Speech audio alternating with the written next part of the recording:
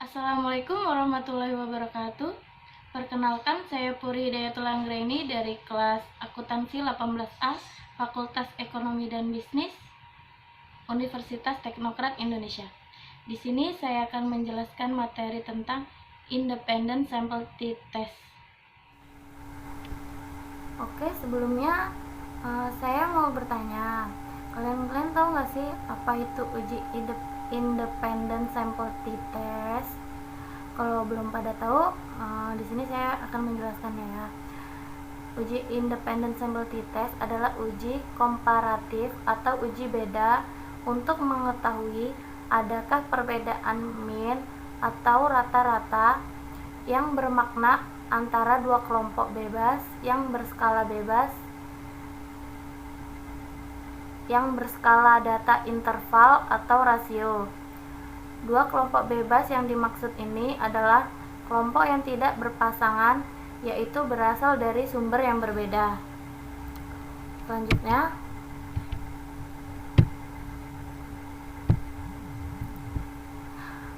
uji Independent Sample T-Test dibagi menjadi dua jenis. Yang pertama, uji T Independent Varian sama. Yang kedua, uji T Independent Varian berbeda.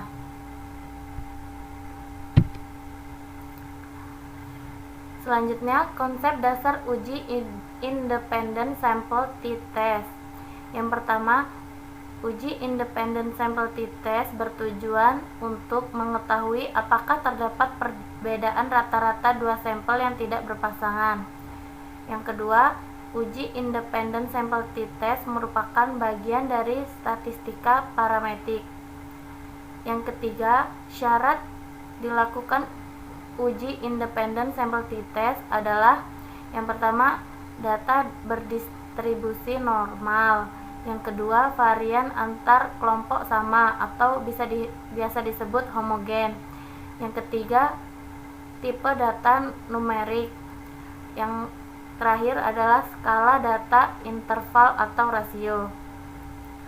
Selanjutnya yang nomor 4, apabila data tidak berdistribusi normal, maka dianjurkan menggunakan uji statistika non-parametrik. Berikut adalah contoh kasus uji Independent Sample T-Test yang sudah saya ambil. Jadi, pertama-tama kita harus memiliki data yang akan diuji.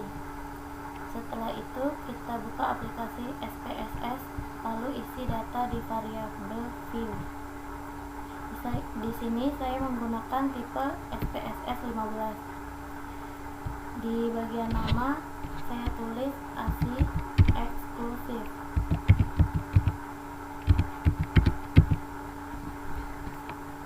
Berikutnya, hemoglobin.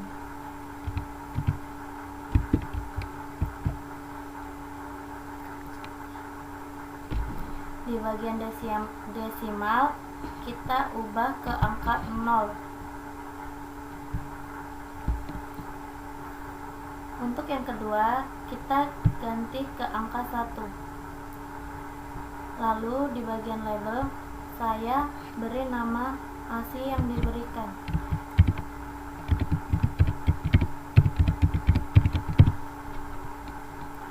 Berikutnya, kadar hemoglobin.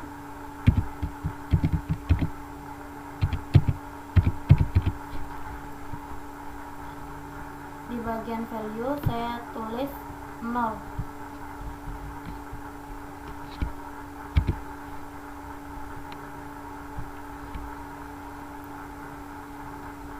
Dan di bagian label tidak eksklusif.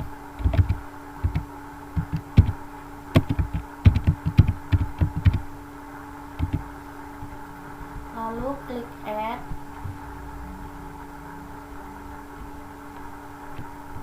Setelah itu, bagian value saya tulis 1.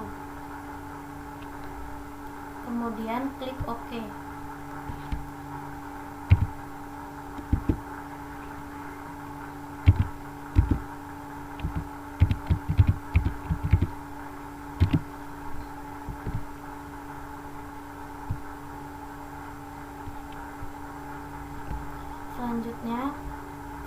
kita view.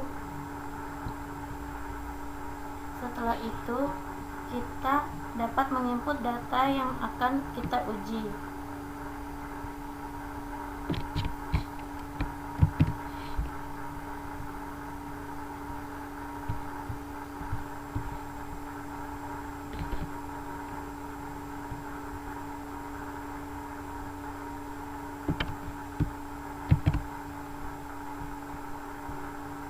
Kemudian klik Analyze, Comprehends Independent Sample T-Test. Untuk bagian ASI yang diberikan, kita pindahkan ke bagian grouping variabel. Dan untuk kadar HB ibu, kita pindahkan ke test variabel.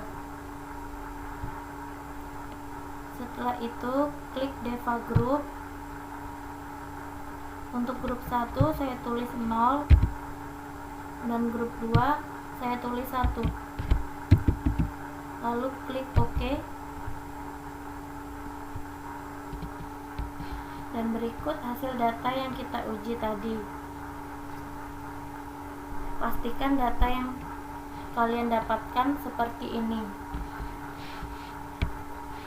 Di grup statistik, ASI yang diberikan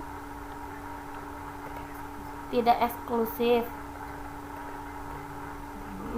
Meannya 10,890. Untuk yang eksklusif, meannya 10,800. Selanjutnya deviation 1,3544.